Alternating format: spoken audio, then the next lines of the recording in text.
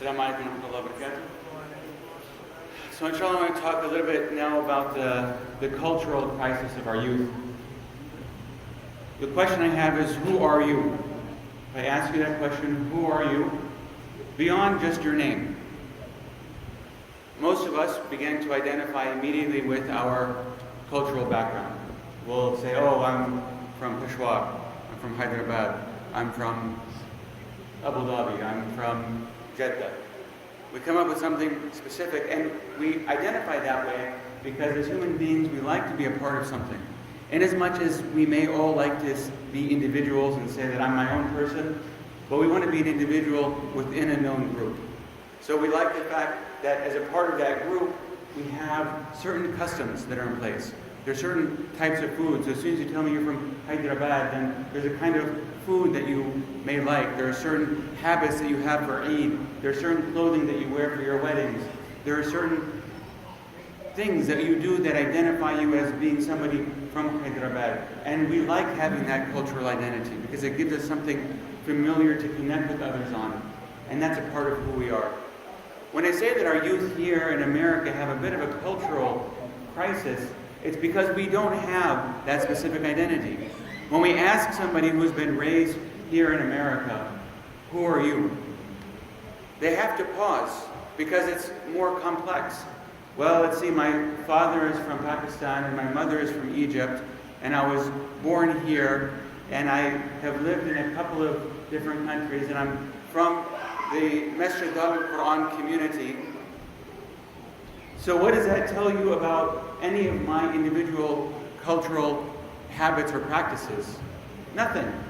Because if I adopted the Indo-Pakistani dress for the wedding that I'm planning, what food do I eat? Is it Egyptian, American, Kashmiri? I don't know. And it tends to be a mix of all of those things, and the problem is that there's no common cultural heritage then that I can say, oh yes, I'm an American Muslim.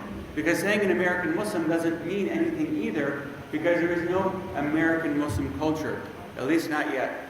Perhaps, inshallah, in the next 2 or 3 or 4 generations, we may end up with a uniquely American Muslim culture that's a perfect blend of Islamic principles with the best of American culture, with the flavorings of our inherited cultures. But until such a time, it's important that we understand that there is a cultural identity crisis within most of our youth. And I say youth because for those of us, or those of you, rather, because I've grown up here as well, those of you who have come from overseas, who have come from cultures that are well established, where it means something if you say, yes, I'm Hyderabadi, or yes, I'm Saudi, or yes, I'm Yemeni. That we have to understand that having grown up here, we don't have that. And even if our parents are from one of those cultures, and perhaps as parents we would love to have our children adopt that particular culture, the reality is they may adopt certain parts of that culture.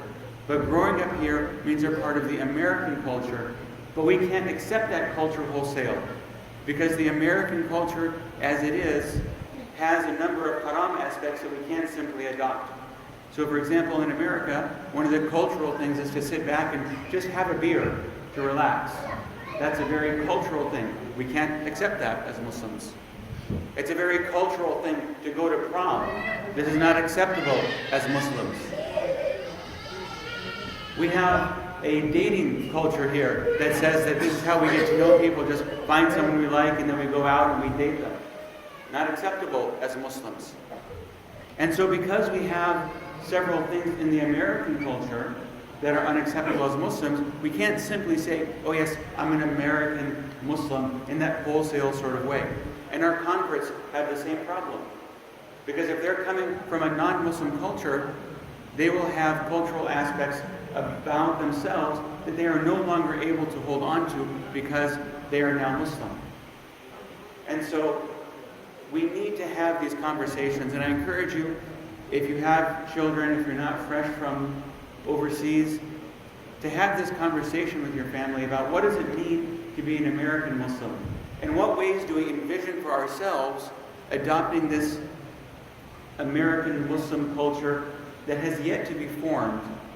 And inshallah will be a very beautiful culture once it is, because as I said, it'll have the flavors of our ethnic heritages and our ethnic cultures, pulling from the best of American culture, and of course, being most firmly identified with being Muslim. And know that Allah subhanahu wa ta'ala says, and I say this in response to those who say, well, just say Muslim, why do you have to pick anybody's culture? Because Allah says, وَجَعَلْنَاكُمْ شُعُوبَةً وَقَبَائِلَ لِتَعَارَفُوا, that we've created you as nations and tribes to know one another. So this principle, having a cultural heritage, is very important. And it's a part of what makes us who we are. And so, as we seek out, for those of us who are being raised here in this country, for this American Muslim culture, understand that it's a struggle, and that there's no one right answer, and that it's going to develop over time. But have this conversation in your homes, and understand that these are aspects that contribute to some of the other challenges that we face. Assalamu alaikum wa rahmatullahi wa barakatuh. I have a question. Yes. What about like topic of marriage where like first generation don't want to get married back home because they don't think they'll be able to relate? So that's a good question. The brother's asking about marriage, and somebody from a first generation raised here in America doesn't want to marry somebody from back home. And I would say that that is a very valid concern because of the cultural differences. So somebody raised back home has a certain expectation for what marriage is like, what the role of the husband and the wife is like, that may not coincide with what you, as somebody raised in America, has. And if those things aren't eye to eye, there can be a lot of conflict between the two of them. And in fact, I'm sure that you can talk to any imam or counselor who's done marriage counseling, and they'll tell you that a number of marriages have significant problems and sometimes even end in divorce, precisely because there isn't a cultural connection that's able to be made. In other words, there ends up being this cultural dissonance between expectations of one and the other. And just because the culture is the same doesn't automatically mean it's a successful marriage. And certainly adding in different cultures can make it something that's complex. So to that I would say it's a valid concern. And definitely as parents, be aware that it's a valid concern. Don't just brush it off and say, no, but we know the family, don't worry, everything will be okay. Because there's no guarantee of that. At the same time, for those of us who are looking to get married, understand that it's a valid concern that our parents have when they say, well, they want to have somebody who can identify with them because the parents of your future spouse are also going to be now part of the extended family. And so it's a valid concern for our parents as well. Again, there needs to be a conversation about it. I don't think anybody should just say across the board, no, that's it, you're marrying somebody from back home, period. Nor should as children we say, no, I don't care what you say, Mom and Dad, I'm married from somebody here, I don't care what you think. So we need to find that balance between the two. And on both sides understand that, again, these cultural aspects do make a significant difference. Definitely cross-cultural marriages can work, and they do. Whether it's between somebody from Pakistan marrying somebody from Egypt, or somebody raised in America marrying somebody raised elsewhere. But there definitely needs to be a serious conversation about what are the expectations that each of you have about marriage, the role of the husband and wife, the role of the other as son-in-law or daughter-in-law, the role as parents that you're going to have, and a number of other issues that are informed by our culture in terms of what the behavior is, what the expectations are, and so forth. Barakallahu feek.